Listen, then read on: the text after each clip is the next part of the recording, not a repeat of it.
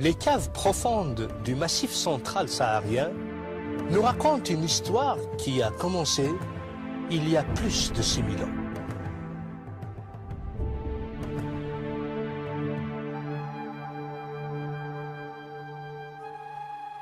Une histoire de survie, de lutte contre les éléments, une histoire de découverte et de triomphe, de victoire et de déception. L'histoire d'un peuple qui a su capter l'essence de son identité, de la plier à volonté pour la protéger contre les menaces du temps. Un peuple, des tribus, une famille, les Berbères.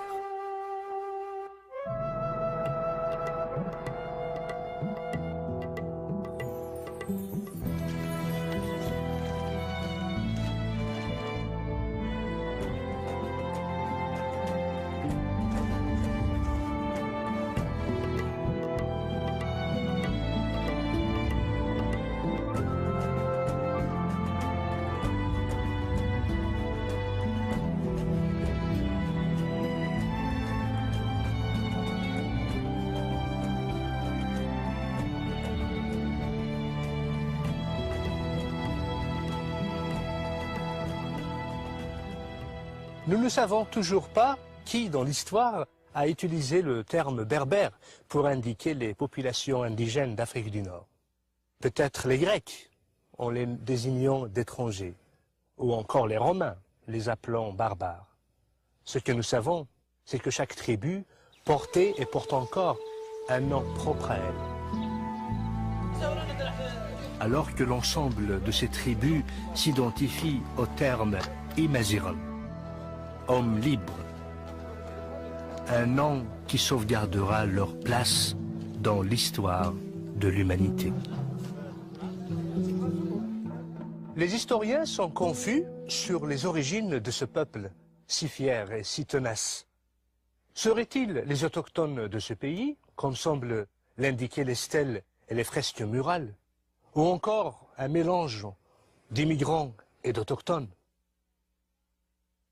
Les chercheurs, les anthropologues, les archéologues en général, qui ont fait des études approfondies sur l'Afrique du Nord, ont trouvé que de tout temps, en remontant à 5000, 8000, 10 000 ans, cette terre était toujours habitée.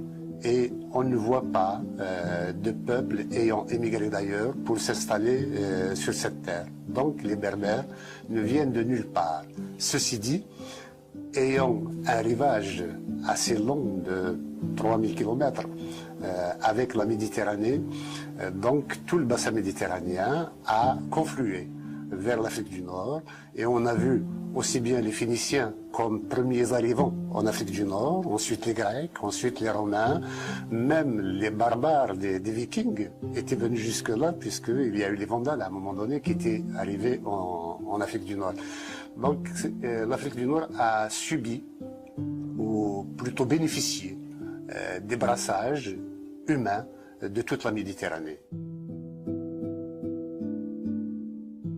Qu'ils soient autochtones ou pas, une chose est cependant certaine, les Berbères ont occupé l'Afrique du Nord depuis plus de 6000 ans. Sur une terre qu'ils adorent, ils demeureront un peuple fier de sa culture et de son héritage. Un peuple qui, malgré les invasions, à travers les millénaires, a su garder et maintenir sa langue et son identité, l'identité berbère. Ce n'est ni la présence, ni encore l'absence de frontières qui aurait réussi à unifier ou à séparer le peuple berbère, puisque ce peuple, de toute son histoire, n'a jamais connu d'unité politique. Les diverses tribus ne s'alliaient que devant un ennemi commun.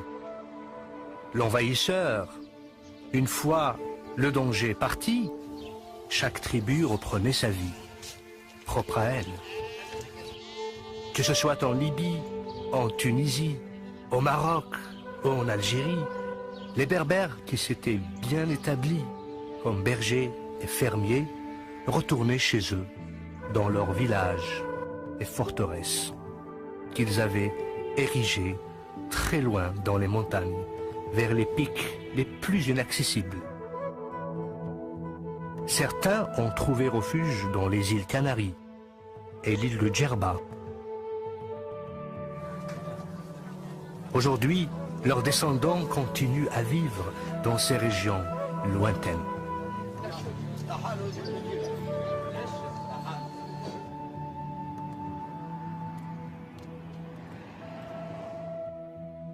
Dans les montagnes de l'Atlas et du Djurdjura, les Kabyles, les Mzab, les Chaouis. Au Maroc, les Berbères du Rif, les Chlah et les Souss.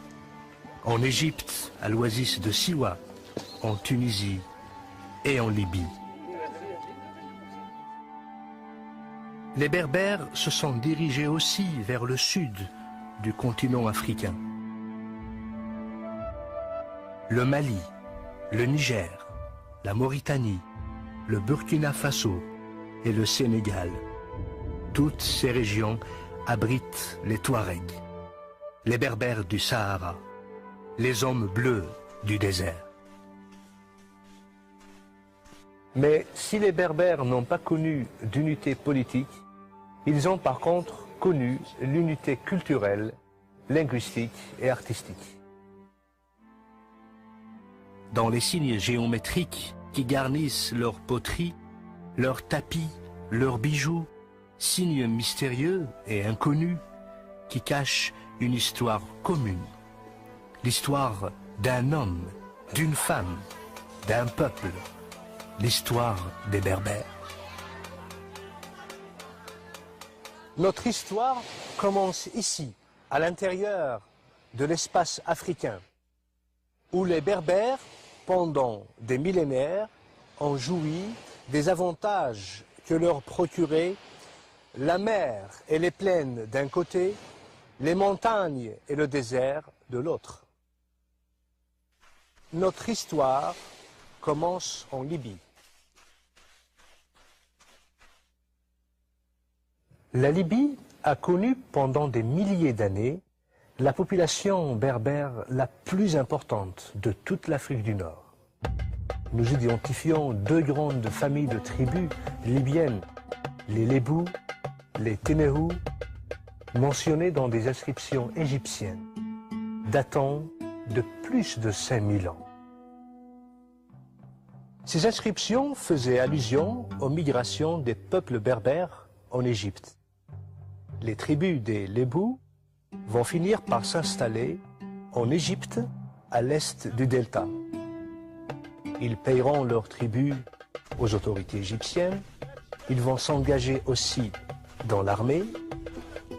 Des siècles plus tard, les Berbères vont finir par s'intégrer militairement, socialement, en Égypte. Ils vont prendre en autorité et en savoir-faire. Ils marqueront définitivement l'histoire de l'Égypte.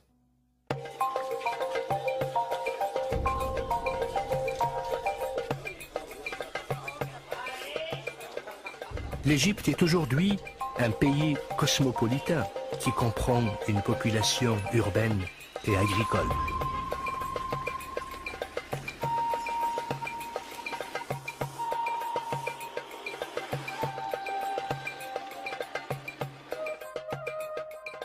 Rien ne captive l'imagination comme les splendeurs de la civilisation égyptienne.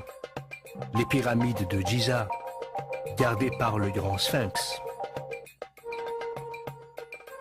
Les temples massifs de Luxor et de Karnak, garnis d'inscriptions diverses, détaillant avec précision les événements marquants de l'histoire de l'Égypte. L'Égypte des pharaons.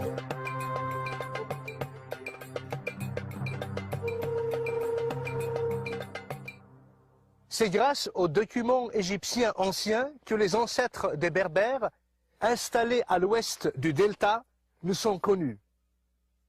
Il y a les Tehenou et les Temehu du 3e millénaire les Lebou et les Machewesh du 2e millénaire.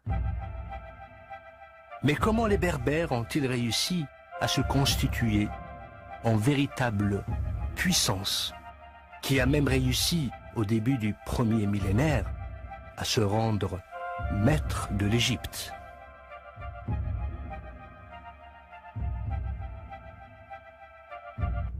À la mort du pharaon Psusen II, l'Égypte était déjà en déclin. La corruption politique avait laissé le pays dans un état de désarroi. C'est durant cette période que Sheshonq Ier est parvenu au trône, mettant fin à la 21e dynastie et marquant le début de la 22e, la dynastie libyenne. Sheshonq n'était pas étranger à la cour royale. Général en chef des armées et conseiller personnel de Pharaon, il avait complètement gagné sa confiance. Il avait même épousé sa fille, Matka. De son beau-père Psusen II, Sheshonq avait hérité d'un royaume déjà affaibli. Mais Sheshonq n'était pas un homme à se laisser faire. Il a d'abord décidé de mettre les affaires du pays en ordre, en limitant l'influence des prêtres qui avaient abusé du pouvoir royal. Pour s'assurer de leur loyauté, il nomma son fils, Iyuput, comme grand prêtre d'Amon.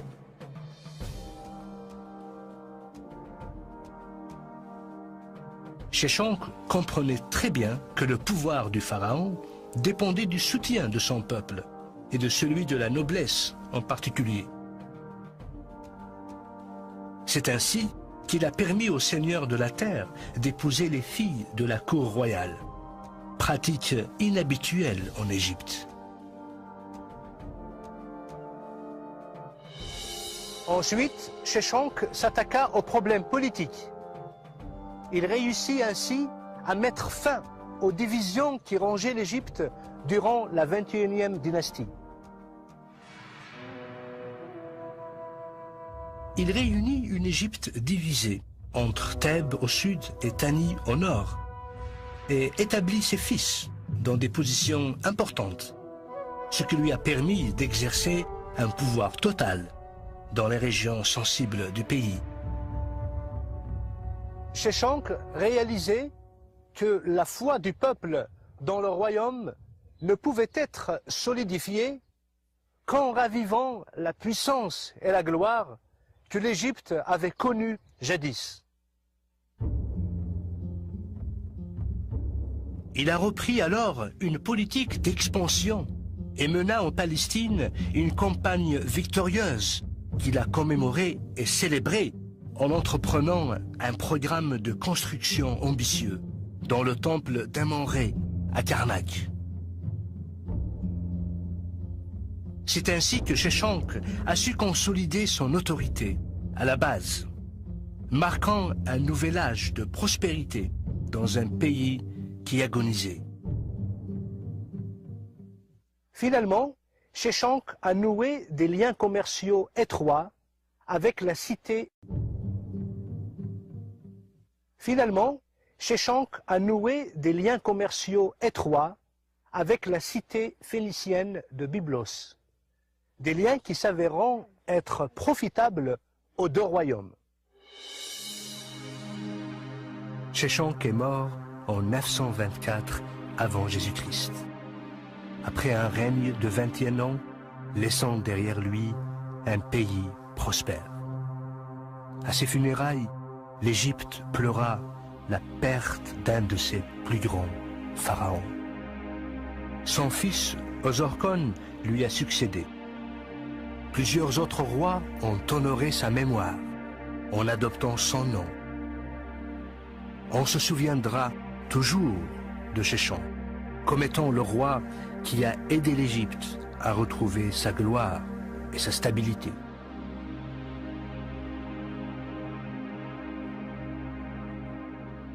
Si Sheshonq est le roi berbère qui a profondément marqué l'histoire de l'Égypte, d'autres rois aussi illustres vont marquer définitivement l'histoire de l'Afrique du Nord.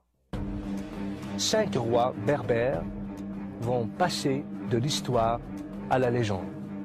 Ils se sont attelés à défendre l'identité de leur peuple et la souveraineté de leur territoire face à l'envahisseur romain.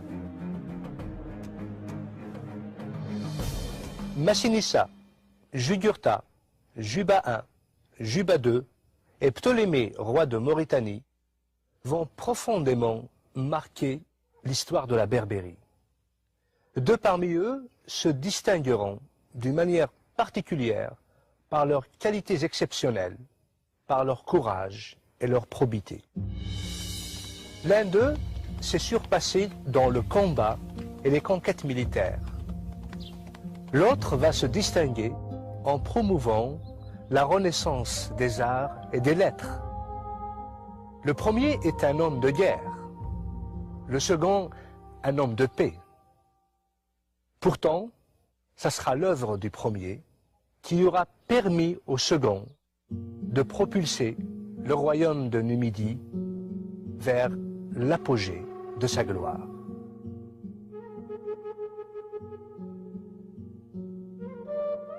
Je me trouve aujourd'hui dans la ville de Carthage. Carthage est une ville qui a joué un rôle primordial dans l'histoire des Berbères. La Carthage d'aujourd'hui est une ville en ruine, des ruines qui datent de l'Empire romain. Mais la vraie ville de Carthage, la Carthage phénicienne, est ensevelie sous les décombres romaines. Pourquoi? Parce que pendant 4 siècles, Carthage avait défié la puissance de Rome. Au 8e siècle avant Jésus-Christ, les Berbères et les Carthaginois ont établi des relations amicales. L'Afrique du Nord regroupait 3 royaumes berbères. Les Maures à l'ouest, les Masaciles au centre et les Massiles à l'est. Carthage, quant à elle, est devenue un centre de savoir et de culture. Une ville digne d'éduquer les princes et les rois. Ce n'est donc pas du tout surprenant que le roi berbère Massile Gaïa ait envoyé son fils Massinissa afin qu'il y poursuive ses études. Là-bas, Massinissa recherche une éducation d'aristocrate et par la même occasion tombe amoureux de Sophonisbe, la fille du général Asdrubal, nièce du général carthaginois Hannibal.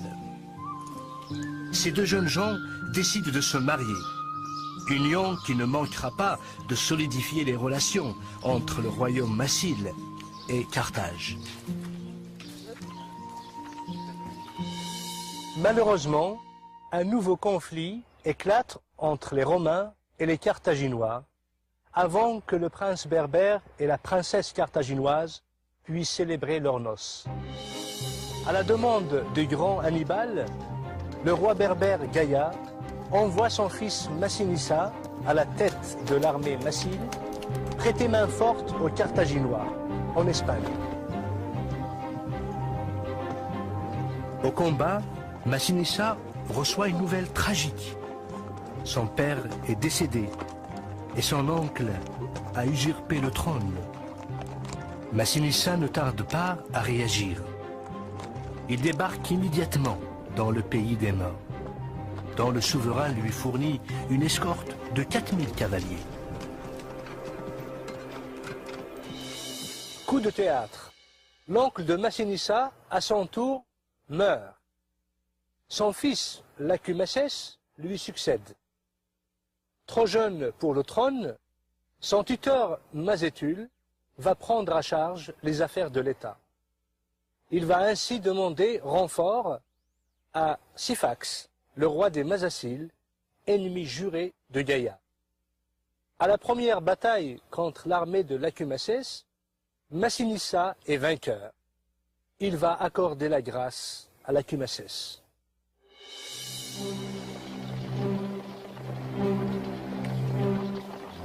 Cependant, les renforts de Syphax arrivent.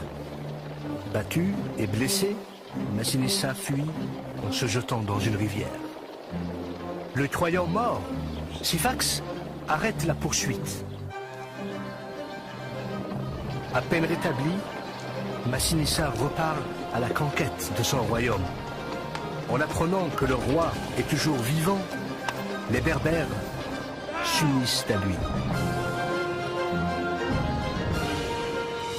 Déçu par l'indifférence des Carthaginois à la mort de son père et craignant pour le sort de son peuple, Massinissa décide de tourner le dos à des siècles de conflits avec Rome et il lui tend la main.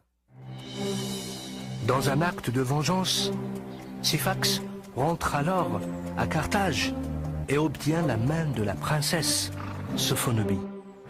Finalement, en 203 avant Jésus-Christ, Massinissa finit par vaincre et capturer Syphax. Il s'empresse aussitôt de se rendre à Cirta, où il retrouve sa bien-aimée. Il lui promet de la sauvegarder du sort réservé aux prisonniers des Romains. Pour ce faire, il décide de l'épouser. Cependant, le général romain Scipion ne fléchit pas. La reine Massaécie doit être remise aux Romains. Fidèle à sa promesse, Massinissa lui ramène alors un breuvage empoisonné qu'elle n'hésite pas à boire.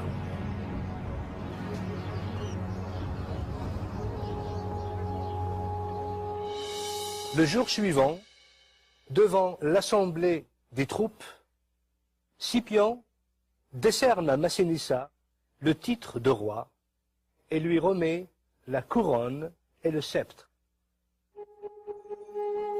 Durant les 53 années de son règne, Massinissa va s'occuper à organiser et à enrichir son royaume. À Cirta, la nouvelle capitale du royaume, il va installer une cour royale digne des monarchies hellénistiques. Cirta va devenir un centre prospère du royaume massile. Cependant, Massinissa ne va pas négliger le reste du pays. Il va développer l'agriculture. Avec sa stratégie et son savoir-faire, l'Afrique du Nord va devenir le grenier à blé de Rome. Il bâtira ensuite une puissante flotte marchande et militaire. La flotte marchande garantira une économie stable au pays. Celle militaire garantira la sécurité des frontières. L'œuvre de Massinissa est considérée grandiose. À sa mort, son royaume s'étend de l'Algérie jusqu'en Libye. En guise de reconnaissance, le peuple élèvera en sa mémoire un temple à Douga.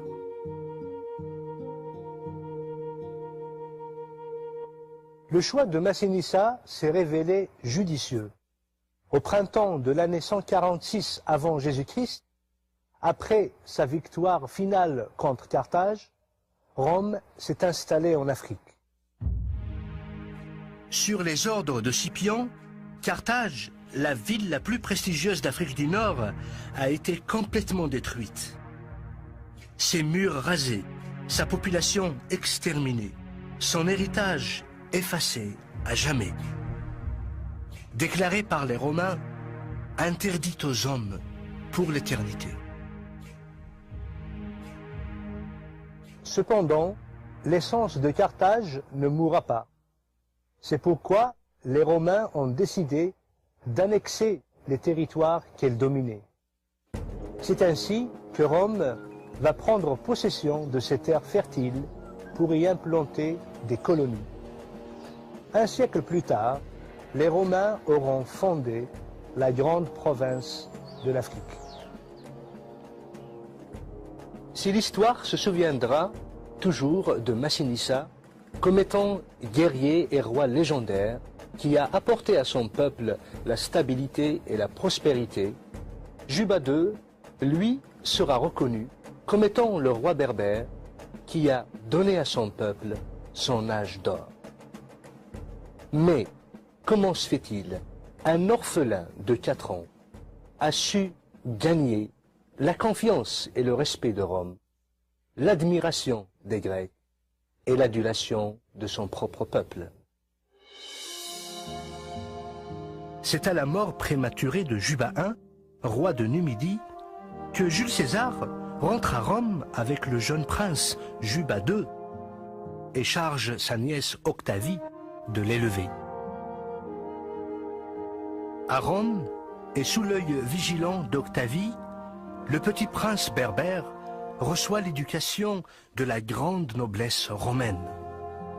Ce faisant, Juba découvre une aptitude exceptionnelle à l'étude. Après l'assassinat de Jules César, le frère d'Octavie devient le protecteur du jeune prince. Juba II, à l'âge de 15 ans, revêt la toge du citoyen romain. Juba ne tardera pas à combattre aux côtés d'Octave. Il participera d'ailleurs à la fameuse bataille d'Actium, où la reine d'Égypte Cléopâtre et le général romain Marc-Antoine seront vaincus, Marc-Antoine étant l'ancien époux d'Octavie. Le couple vaincu préférera le suicide à la honte d'être pris prisonnier. Désormais, seul maître de l'Empire et amplement conscient des difficultés que provoquerait pour Rome le maintien de l'Afrique du Nord sous son joug, mais aussi tellement confiant dans la loyauté et la fidélité de Juba II, Octave Auguste va concéder à Juba II le royaume de Mauritanie.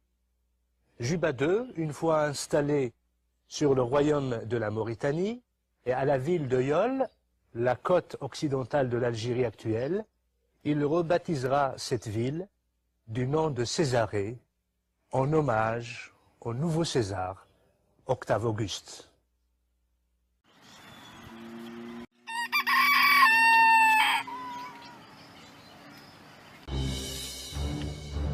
Sous le règne de Juba, Césarée deviendra une superbe ville et une plaque tournante du commerce et de la culture méditerranéen.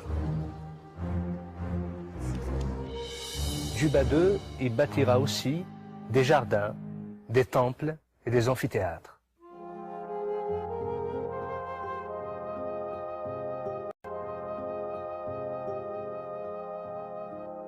Juba II s'emploiera aussi à enrichir son royaume en encourageant le développement de l'agriculture.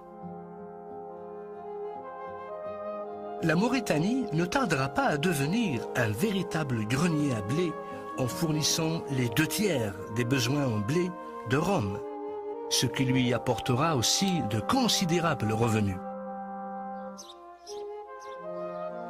En étudiant avide de savoir, le roi attirera à sa cour de nombreux artistes et intellectuels grecs, tandis que les uns lui orneront le palais de superbes sculptures, les autres lui vendront des manuscrits rares collectés dans le monde entier. Juba II a écrit beaucoup d'ouvrages consacrés à l'histoire, à l'archéologie, au théâtre et à la peinture. À l'instar des Grecs qui, en guise d'admiration, ont placé son buste à la bibliothèque d'Athènes, nous aussi, nous ne pouvons que rendre hommage à ce grand roi berbère pour sa curiosité intellectuelle.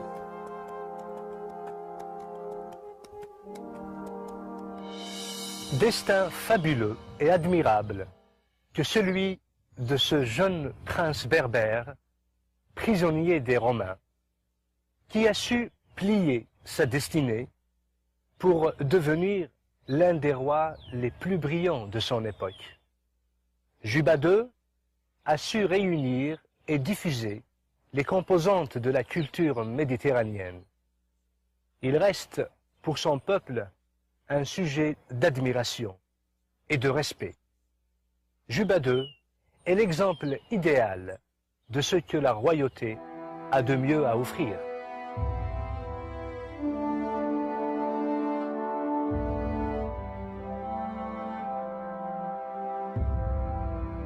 Avec la présence romaine en Afrique du Nord, le christianisme atteint les populations berbères pour jouer un rôle majeur dans leur histoire. Cependant, les Romains ne tolèrent pas la foi chrétienne. Ils considèrent cela comme une menace à la stabilité de l'Empire.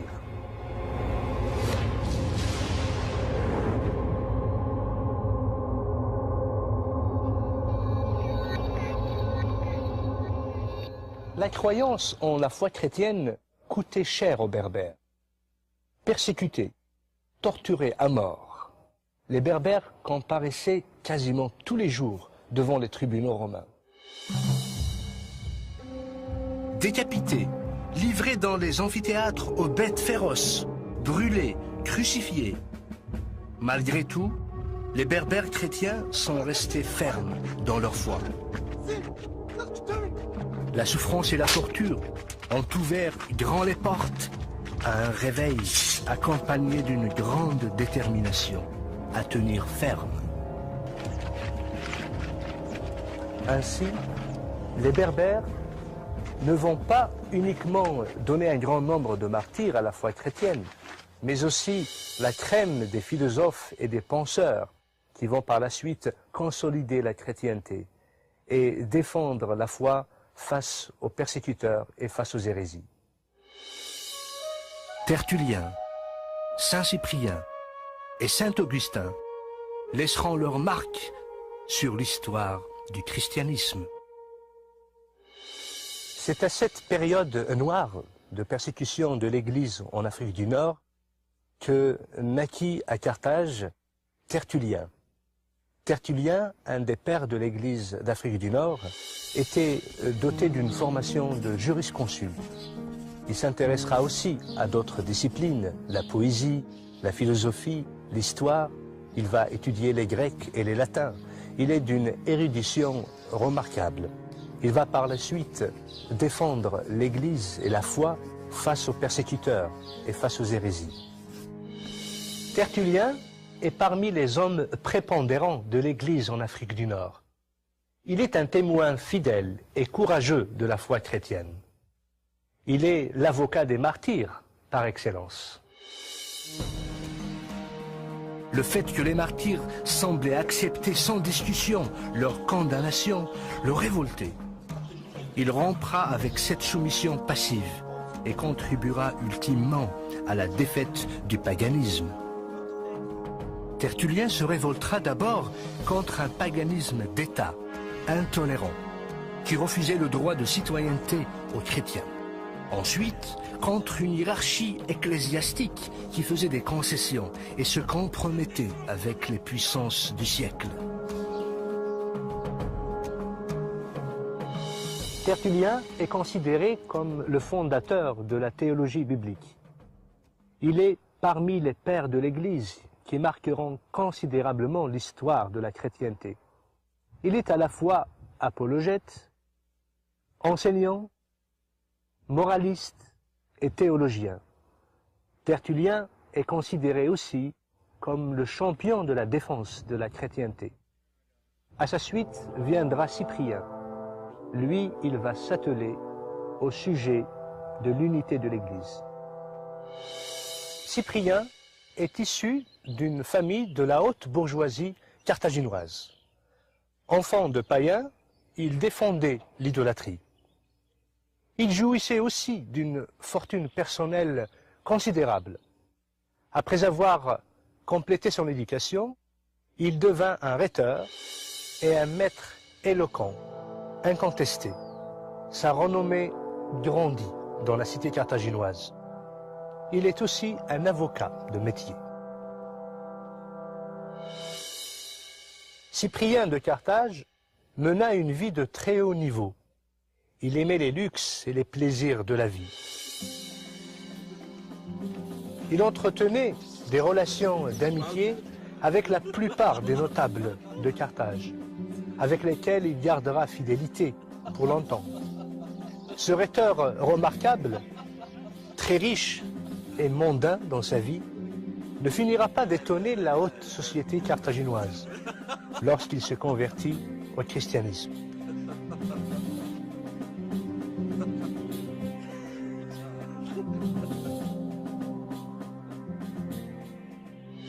Une fois converti, Cyprien va distribuer toutes ses richesses aux pauvres. Dans un de ses traités, Saint Cyprien explique sa conversion. J'errais à l'aveugle dans les ténèbres de la nuit. Je flottais à la dérive, ignorant de ma vie, étranger à la vérité et à la lumière. Cyprien est élu évêque de l'église de Carthage. Il prendra ainsi la charge de l'église et occupera une place de prééminence dans l'ensemble de l'église d'Afrique. Cyprien va aussi publier son fameux traité sur l'unité de l'église, un de ses ouvrages qui exercera une profonde influence sur l'ensemble de l'église de l'Afrique. En 258, Cyprien, évêque de Carthage, sera arrêté et condamné à mort. Un nouveau nom s'ajoutera à la liste des martyrs de l'Église.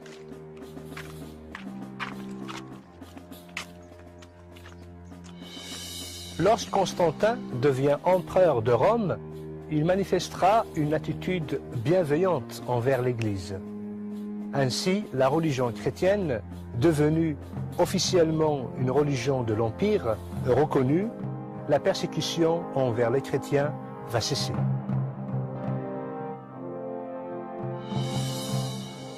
De toutes les figures éminentes de l'Église berbère, un homme se distinguera parmi tous les autres, Saint Augustin d'Hippone, le père de l'Église chrétienne par excellence.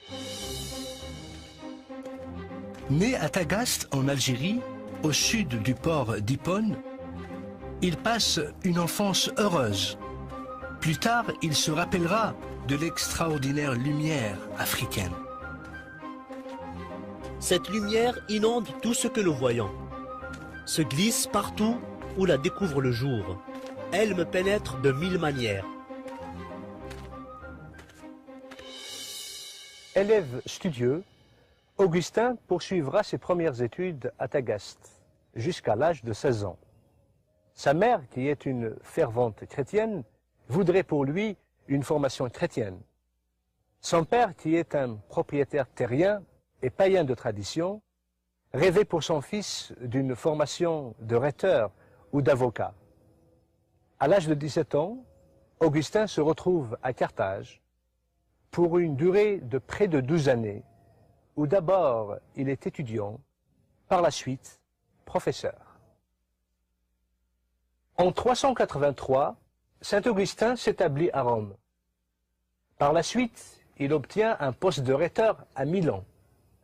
Ce n'est que là-bas, à la lecture d'une des épîtres de l'apôtre Paul du Nouveau Testament, que Augustin se sent un appelé à une autre vie, une autre destinée.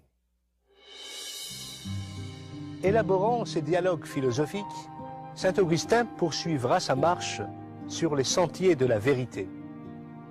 Un an plus tard, il est baptisé à Milan. Cet heureux événement marquera pour lui l'engagement à la vie parfaite. C'est ainsi qu'il condamnera désormais sa vie antérieure. Quelque temps plus tard, Augustin va perdre d'abord sa mère, ensuite son fils, des coups durs et successifs qui le marqueront brutalement. Par la suite, une fois installé à Tagaste, Augustin va renoncer à tous ses biens et à sa vie antérieure pour servir désormais Dieu.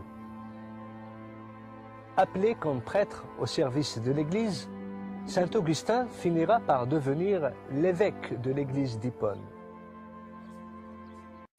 À sa mort, Saint Augustin laissera une œuvre littéraire monumentale d'environ 93 ouvrages, répertoriés dans un ensemble de 252 livres. La joie, c'est le fait que l'homme connaisse la vérité. Augustin a donné l'occasion à tous ceux d'Afrique du Nord de le réaliser. Il était en Algérie et ensuite il est allé à Carthage pour enseigner la rhétorique. Dans toutes les étapes de sa vie, il disait que la vérité est disponible pour tout le monde. Connaître le Seigneur, c'est cela la vérité que chacun doit rechercher.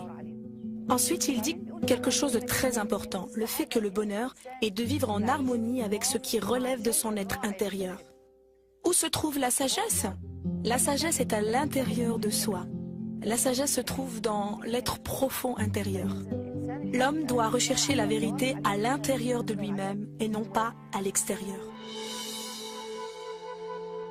Saint Augustin a sans doute été l'un des plus illustres représentants de la chrétienté dans l'Antiquité. C'est lui qui, de toutes les églises du monde antique, a haussé l'église d'Afrique au premier rang, malgré toutes ses misères. On ne connaît guère d'exemple d'un homme aussi prodigieux qui aurait possédé tant de qualités d'esprit et de cœur, une capacité de travail prodigieuse, une telle souveraineté dans le service, dans le ministère. Saint Augustin aura marqué de son empreinte l'histoire de l'Église. Son rôle était de combattre le doute chez les hommes.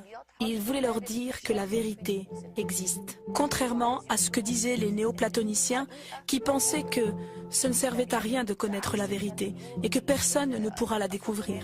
Lui, il va donner l'opportunité et l'espoir que les hommes pourront trouver la vérité s'ils la cherchent avec persévérance.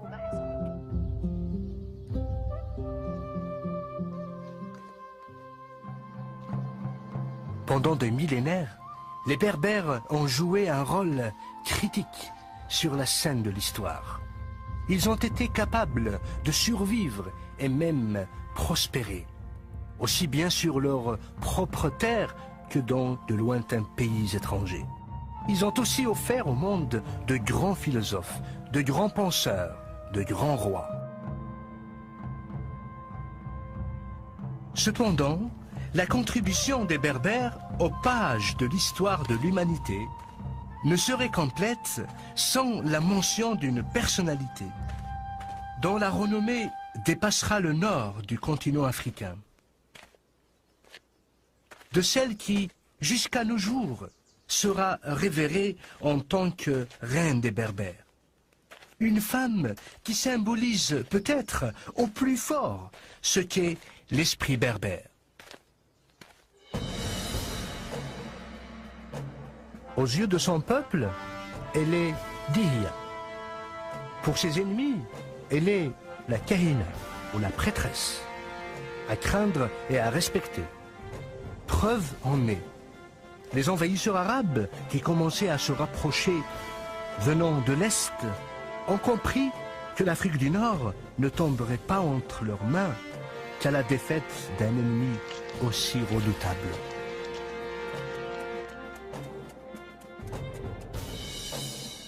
Au début du 7e siècle, le roi Tabet a régné sur la tribu des Ijarawen à l'est de l'Algérie, dans les montagnes des Aurès.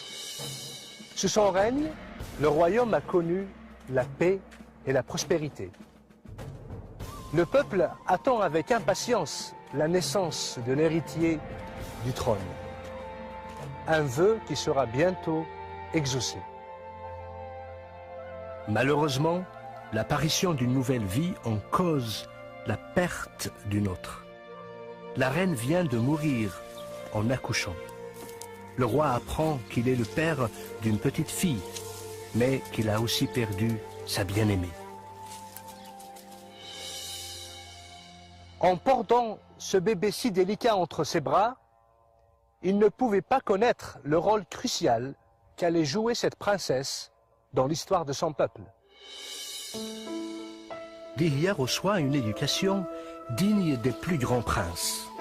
Douée d'une grande intelligence, elle apprend à monter à cheval et à combattre. Papa! Tous les membres de la tribu savent qu'elle pourra facilement devenir une adversaire redoutable dans les batailles. Bientôt, elle connaît chaque coin, chaque arbre du massif de l'Aurès. Une qualité qui lui sera très utile lorsqu'elle sera devenue une guerrière redoutée.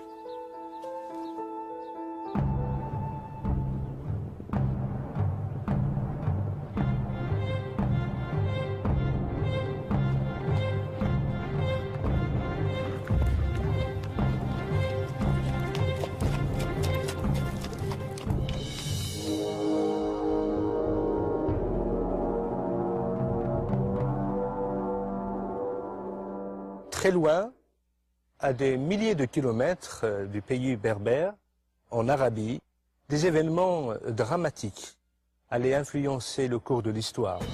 Ils influenceront bien sûr le destin de la princesse Dihya.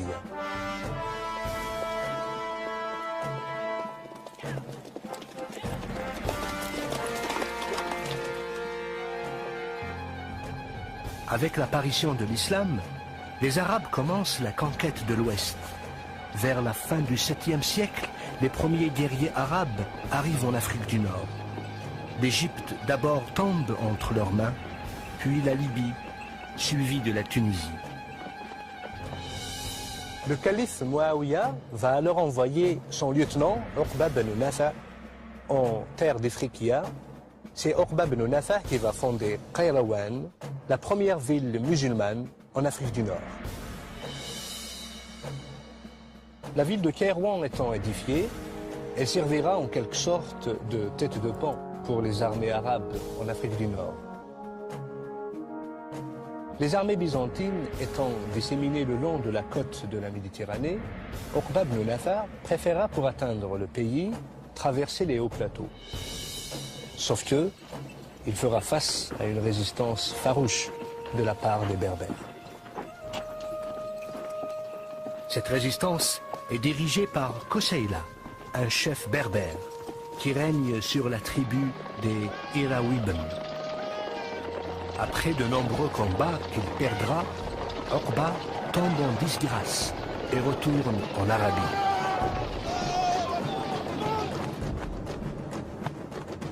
Lorsqu'un nouveau calife s'empare du pouvoir, il envoie Uqba de nouveau à la tête d'une puissante armée pour conquérir le continent africain.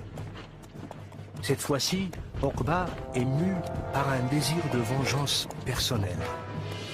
Il est un homme à ne pas se laisser battre. Sentant la menace s'approcher, Koseila va demander de l'aide aux tribus des Ijarawan.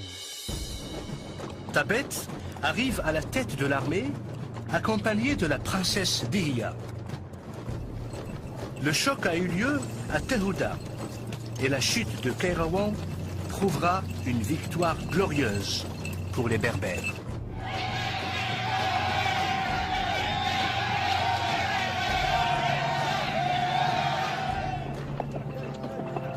Mais l'armée arabe attaque de nouveau, sous Zuhair. Koseila et Dihya se battent farouchement à la tête de leur armée.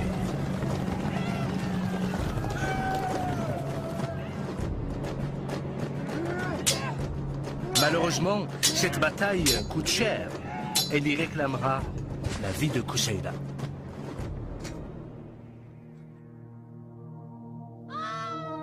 Comprenant que leur chef est mort, les cavaliers se rallient autour de Dihya.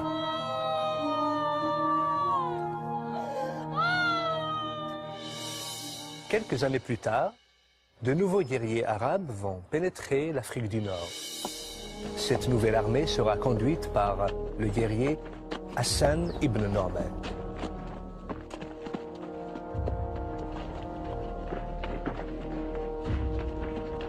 Les armées arabes vont reprendre la ville de Kairouan.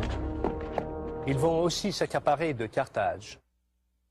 La chute de cette cité annonce définitivement la fin de la présence des Byzantins à Carthage. Une nouvelle ville va être édifiée. C'est la ville de Tunis. Maître de la côte, Norman porte ses regards vers l'intérieur du pays, sur lequel règne une guerrière redoutable. Il sait que tant qu'il n'aura pas vaincu la Kahina, il ne pourra jamais prétendre avoir conquis l'Ifriqiya.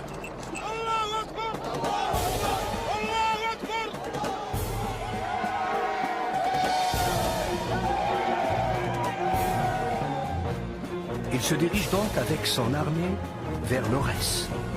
Mais en chemin, la Kahina le rejoint à la tête d'une grande armée, dans laquelle se distinguent des femmes guerrières, des Amazones berbères. Les deux armées se rencontrent. Les Arabes avaient sous-estimé la force et l'ordre de l'armée de la Kahina. Après une bataille vicieuse, les guerriers arabes sont obligés de se replier. L'armée de la Kahina les poursuit. Dihya s'installe alors dans un amphithéâtre qu'elle transforme en forteresse.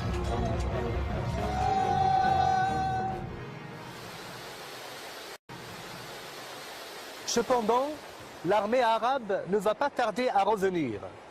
Alors Kahina décide de mettre le pays à sac en poursuivant ce que l'on appelle une politique de terre brûlée, espérant ainsi que les Arabes la laisseraient tranquille.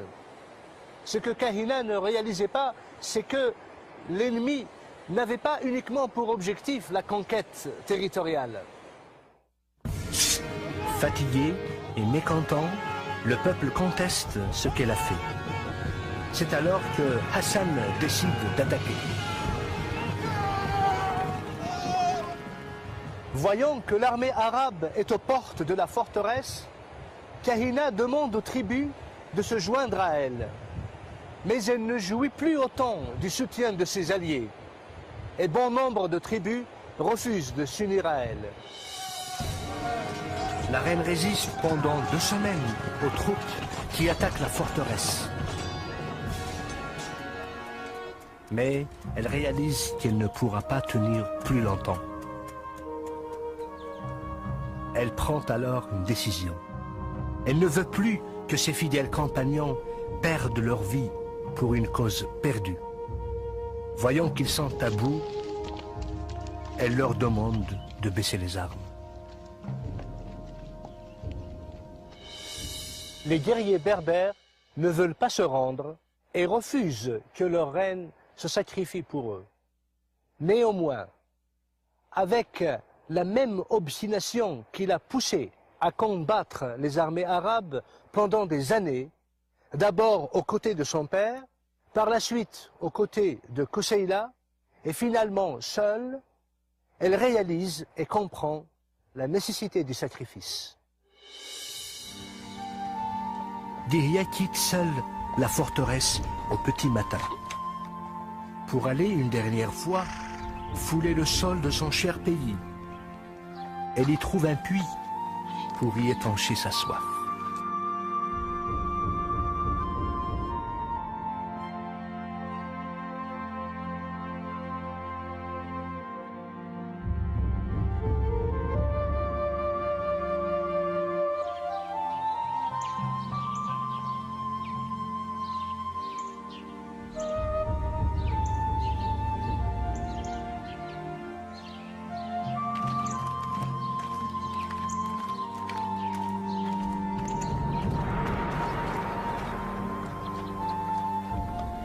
C'est là-bas que Hassan la retrouve.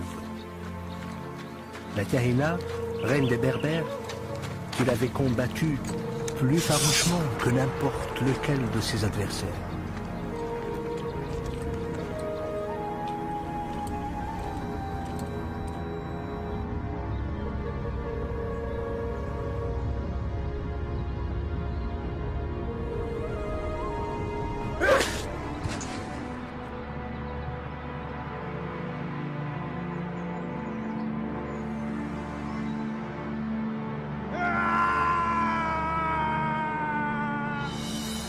Ce jour-là, les Berbères pleureront la perte de leur reine bien-aimée.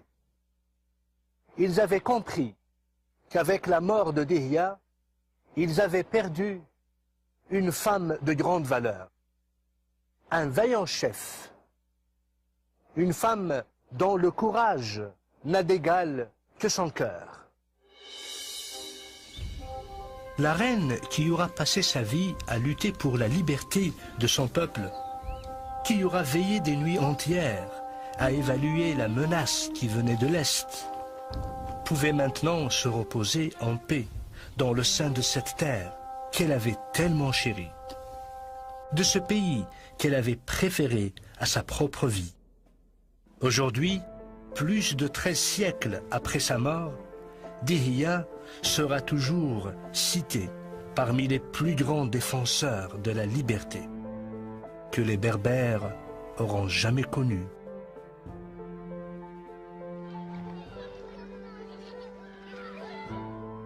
Malgré la victoire finale des Arabes, l'héritage de Dihya demeure vivant jusqu'à nos jours. Héritage qui s'exprime par la survie même du peuple berbère. Son désir persistant de maintenir son identité et sa culture. Sa langue, unique au monde. Ses symboles, ses dessins. Par tout ce qui fait de lui le peuple berbère. En émigrant dans un pays étranger, ils ont été facteurs de prospérité à la civilisation égyptienne. À travers la bravoure et les brillants stratagèmes de leur roi légendaire, ils ont survécu les terribles conséquences des guerres puniques, suivies de siècles de domination romaine.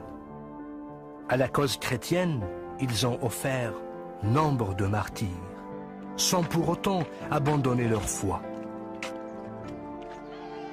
Sous la conduite d'une grande reine, ils se sont imposés comme un barrage de taille à l'envahisseur arabe.